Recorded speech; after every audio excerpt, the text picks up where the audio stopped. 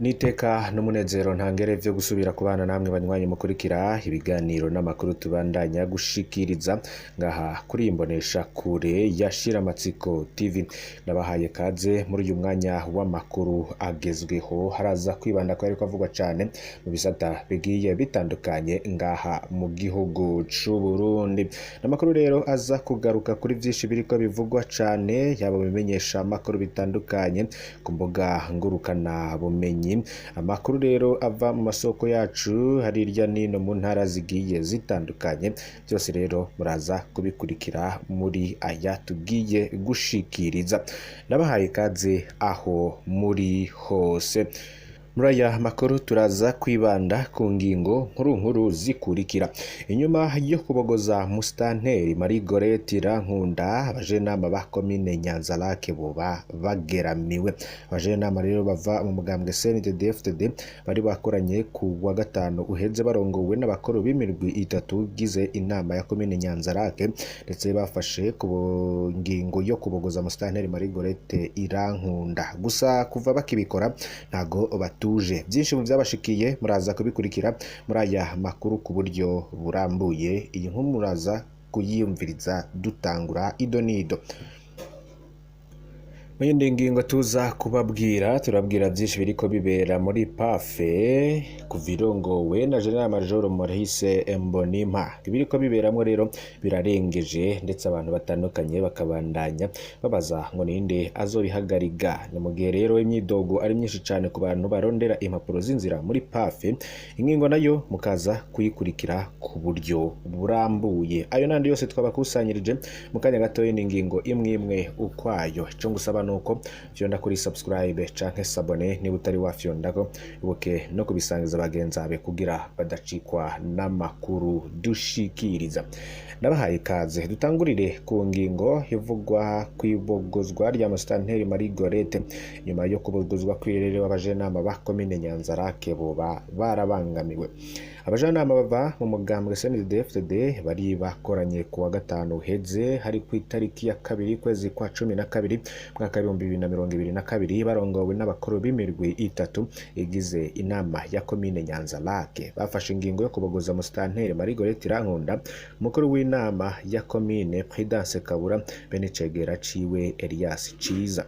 Mu byo babagirije harimwo kunyonora amatungo ya komine, gukoresha nabi amafaranga ya komine, harimwo no kuyakoresha atabanje kwemezwa ngo yinjizwe muri bije ya komine, gukora urudandazwa rw'amagendo harimwo igitoro, isukari n'ibindi, harimo kandi gutanga ubuzi no kwirukana abakozi batabajije inama ya komine, kindakazamo kwihagira amatongo ya leta no kwivanga mu manza zaciwe n'ubutungane.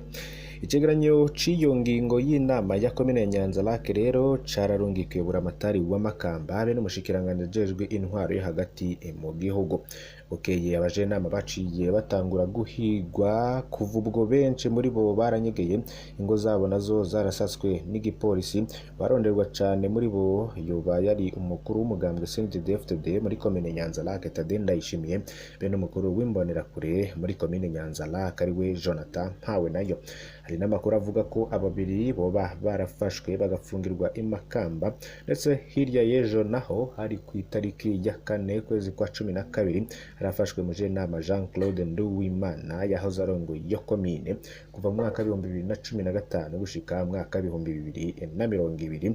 Araheza arasambishwa maze aremanga ko ingingo yatoye yabikoze bivuye ku mutima. Nyuma y'amasaha make rero yahavuye arekurwa. Iyo ngingo rero bajenama bafashe barayirekuriwe n'amategeko, gusa agatotezo bariko barakorerwa ntikumvikana. Amakuru ava i Nyanza-Lac avuga ko itotezwa ry'abajenama ririko rikorwa na buramatari Françoise ngo zirazana bene umukuru w'igipolisi mu ntara ariwe Emmanuel Mandariyo. Umunyagihugu w'Inyanza-Lac rero wasomye iyi nkuru ku rubuga yanditswe ko yagize ati amakuru utanze y'Inyanza Lake ni ukuri, ahubwo umukuru w'umugambwe Tade yaraye anasubirijwe mu mabanga yo kurongora umugambwe, hama umujenama Melake we yirukanwe mu mugambwe burundu. No kubwira kandi ko Tade na Jonathan bagifungiwe mu gasho i Makamba, hari abandi babiri, umutama yitwa Rukangabana n'umuhungu bita Mubara wo mu mutumba wa Bukeye, bakaba bafunzwe ku munsi wa gatanu bukeye, bararekurwa ari ku munsi wa Mungu bafatiwe mu kabare kwa Ambasaderi Bapfinda, barakubiswe harashaya baca binjizwa agasho ka komisariya kominari Nyanza Lake, n'ubu rero niho bavundiye. Ivyo vyo rero biri kuvugwa cane ngaho Inyanza Lake nyuma yo gusubiriza canke abajenama boba barakoze inama yo kubogoza Musitanteri Marie Gorete Irankunda, boba bageramiwe kuva ku itariki ya 2 bakimara gukora inama. Nivyo vyinshi rero biriko bibera mu ntwaro y'Inyanza Lake. Mu yandi makuru twabaronkeye tugiye kubashikiriza byinshi mu biko bibera muri PAF ku virongowe na General Maurice Mbonimpa. Abantu batandukanye bavuga ko birengeye, bakabaza ati se ninde azobihagarika. Imyidogo ni myinshi cyane ku bantu barondera impapuro z'inzira muri PAF, harimo passport na laissez-passer. Buri munsi rero hari abavuga ko abatabariza abitura PAF bavuga ko bakwaye biturire bacinjira kugera baronke formulaire gusa, bamaze guheza rero kuvuga ivya formulaire bakariha, baca bababwirwa ko dutabo twaheze. Abantu rero barariha bakarindira amezi 3 batararonka igitabo barihiye. Hari ababwirwa ko babonanye n'abakuru bashobora kuronka gatabo misi 3, namwe muri bo rero bakaba baravuze ko barishe miliyoni w'amarundi canke miliyoni n'igice, passport ica iraboneka vyihuse. Ibiturire rero bitangishwa icese muri PAF nta no kwisha bikibaho. Meza heze rero abakozi ba PAF barigeze guhindurwa hafi bose, ariko ntaco byahinduye. Minsi heze PAF yatangaje ko gusaba passport bizohora bikorwa biciye kuri internet canke ku buhinga bwa none, ariko navyo ntavyo byahinduye. Biturire biguma bitangwa icese, kandi abarongozi bakomeye ba PAF bavugwa mu ubakira ivyo biturire. Abarundi rero barategura n'ingendo zikarinda zipfa bataronze impapuro z'inzira kandi bararishe. Imyaka iraheze bino bintu bivugwa, ariko nta n'umutegetsi n'umwe aja kubaza ibi bintu bimera muri PAF. General Ndirakobuca yarinze ava mu kurongora ubushikiranganje buraba intwaro yo hagati mu gihe atigeze aja kubaza ivyo bibazo, kandi imyidogo yari ntangere. N'umushikiranganje Martin Niteretse ntarigera aja kuraba ako karanda k'ibiturire muri PAF, kandi imyidogo ibandanya. Umukuru w'igihugu rero arakarira inzego zitandukanye zivugwamwo ibiturire, ariko ntaco yigera avuga kuri PAF. Cyane Maurice Mbonimpa ngo coba ari igihangange ntayegayezwa kidakorwa kandi kitabazwa ibibera aho ajejwe. Niko rero abantu batandukanye babandanya bibaza nyuma yuko muri PAF ariko hagaragaramwo ibibazo bitandukanye, cane igiturire, ndetse bikaba binatuma bamwe bataronka amapassport canke ibindi bitabo vy'inzira harimwo na laissez-passer. Muyandi makuru, gutuna, kurya, agasahira, gushora n'ibindi bitandukanye nivyo abanyeshuri barimwo ubu. Mu gihe nk'iki c'impera zigihe c'umwaka w'ishure, abanyeshuri baba basugerejwe n'umusumiranyo bibazo, aho rero n'agatiro baragaheba bakavyuka umuseke kugira barabe ko mu kibazo batosemagura ijuru, batangure guharura imigongo y'amabati babuze ico bandika. Atari yake mu mashuri y'indaro, umugenzi wo kuvyuka akajoro umunyeshuri aja kwigira ikibazo uratazirwa amazina atandukanye.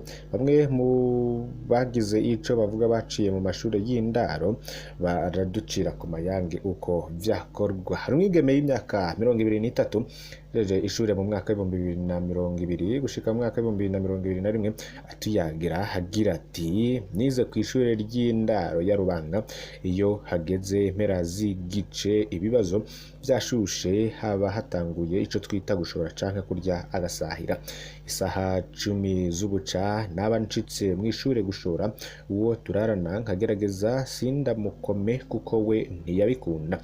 Hari nundi musore imyaka 25 yezwe ku ishure ry'indaro n'indaro rya Nyabitare navuga ati nahejeje ishure mu mwaka w'ibihumbi 2017 gushika mu mwaka w'ibihumbi 2018 igihe nk'iki twaba turi mu bibazo by'urutavanako rero ngo abatunyi baca bubuka hageze gutuna ngo nta wasezera ubundi umunyeshuri yarayomboka buke buke nk'isaha 9 z'ubuca gukunda kubotera yisanga asigaye mu gusaswa wenyene bose rero bagize ico babwira ya bwadukesha iyi nkuru bavuga ko batazi inkomoko y'ayo mazina basanze akoreshwa nabo bashika bayakoresha uko nyene.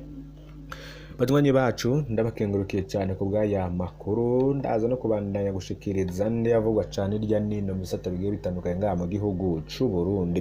Byinshi rero tuba dukora nemwe mutugize mpamvu musabe kugira ngo fyonde kuri subscribe canke s'abonner mutari wa fyonda ko ibuke no kubisangiza bagenzabe. Imana ibahezagire.